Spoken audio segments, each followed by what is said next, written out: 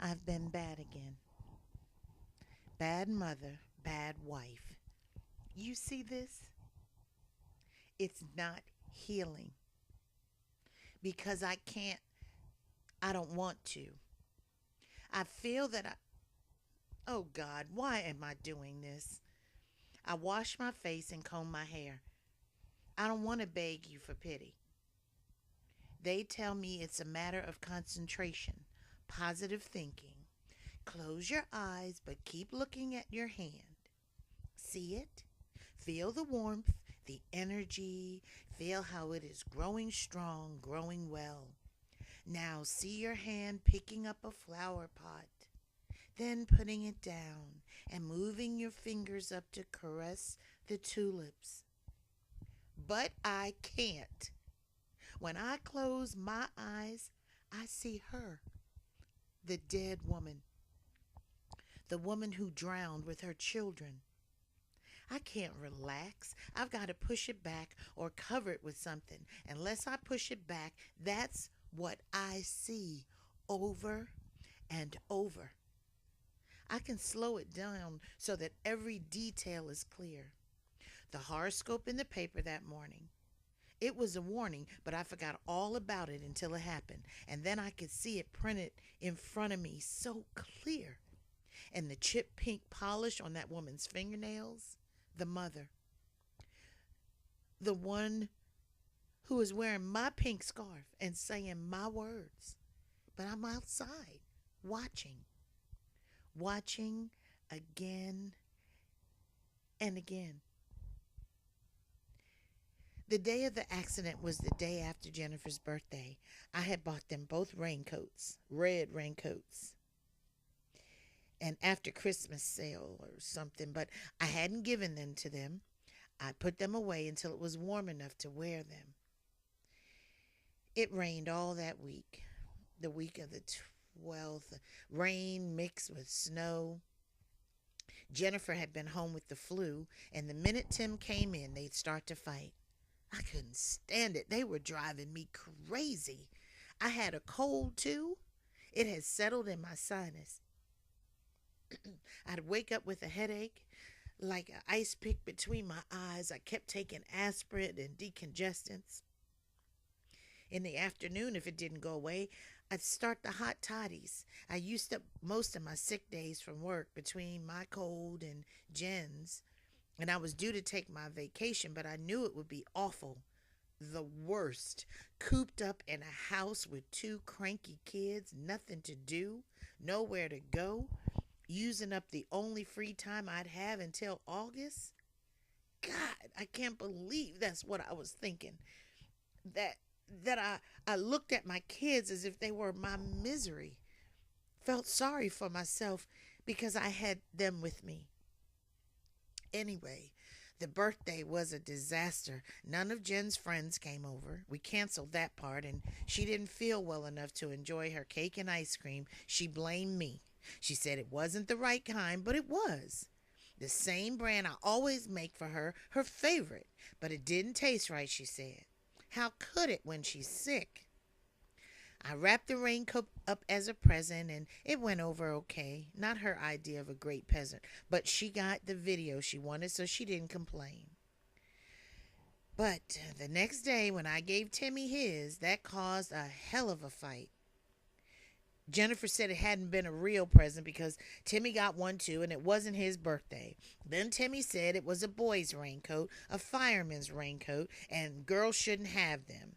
And Jen said red was a girl's color and boys should have yellow or black. And I found some pictures and I just talked them into agreeing that red was okay.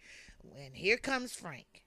He comes home and sides with Tim. He said I shouldn't get them matching things. A boy wasn't supposed to look like a little girl.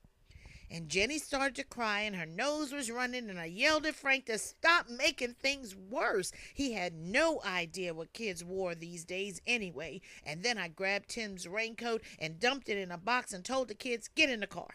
We'd go down to Jordan's right this minute and exchange it. Frank said, go out in this? Sick like you all are? And I said, do you want them? Do you want to babysit two howling, whining brats who haven't given me a moment's peace in weeks? I was so angry, so angry. That whole ride, I was seething. I couldn't see. I couldn't think. I never stopped to realize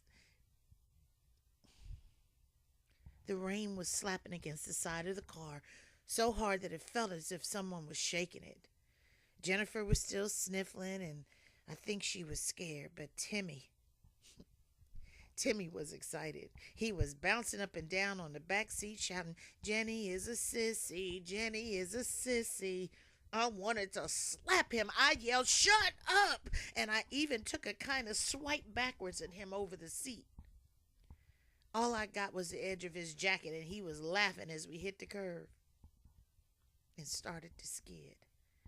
There was a car coming, headlights straight at us, but on the other side was the river. I knew that even as I fought the wheel and the rail and then the water, but that seemed better than head on, even as we hit and crashed on through. I think the children were all right then. It was so quiet as we hung there. It couldn't have been more than a minute, but it seemed a long time, and I thought I could hear them both breathing, little choking gasps. And then we slid on down. There's a part here I don't remember. I do remember looking at the water inside. It was already wet where I unbuckled our seatbelts, Jen's and mine. I didn't feel pain. I didn't notice my hand was injured, just that it was so clumsy. I couldn't do anything. It took so long. I kept saying things, soothing things. "We'll get out. Mama will get us out. We'll be all right, honey." And somehow I got the handle down, and I got Jen out and shoved her up and towards where I knew was shore. But Timmy was in the back. I couldn't reach him without losing her. I promised him. I said I'd get him. I gave my word. I said I wouldn't live without him, my darling. He didn't answer. I didn't know if he could hear or even if he was alive, but I promised, and I went back. I meant to stay with him if I couldn't get him, but they pulled me out. They wouldn't listen and let me go. They kept saying they'd do it, but I knew. That was when I noticed I wasn't in my body. I watched them pull me out, and I thought it was strange that there was no pain. Drowning is supposed to hurt, but there was only a kind of rush and pressure.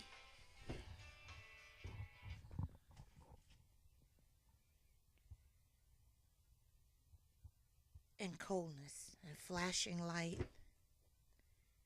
And then I was looking at this poor dead woman, this poor wet body that had killed her children in a stupid accident and then died.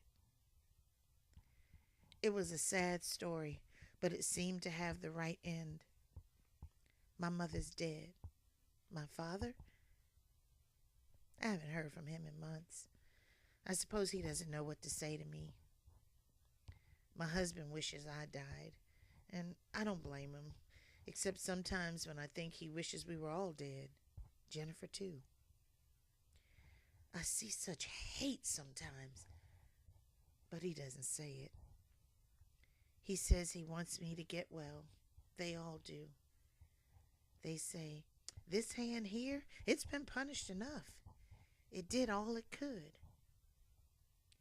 I should say to it, "Poor little hand, I forgive you. I'm going to make you all well. Poor little hand." I'm to see myself well, in a safe, free place. A landscape, or my bedroom when I was a child, or a cave, warm and even a little bit bright. None of this gloom. None of this rain.